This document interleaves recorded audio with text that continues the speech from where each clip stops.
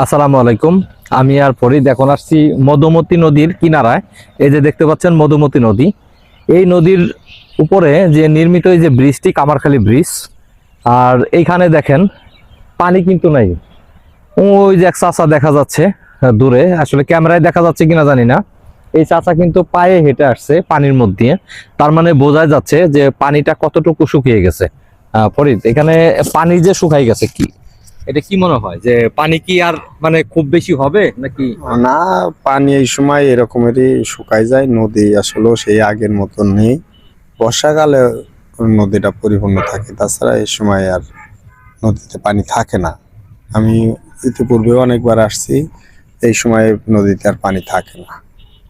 এখানে বিষয়টা হচ্ছে এখন হচ্ছে শুকনা মৌসুম, যে কারণে পানি কম। তারপরে হচ্ছে এই পাশে হচ্ছে কামারখালী সেতু, আর এই যে আমার পিছনে দেখা যাচ্ছে এটা হচ্ছে রেল সেতু কামারখালী। আর এই রেল সেতুর কারণেই আসলে যখন সেতু করা হয় ওই এরিয়াটা আপনার বালু দিয়ে ভরাট করা হয়, যার কারণে আপনার পানিটাও একটু কমে যায়। আর ভবিষ্যতে জানি না, আমার মনে হয় যে এই এরিয়াগুলা আরো পানিটা কমে যাবে।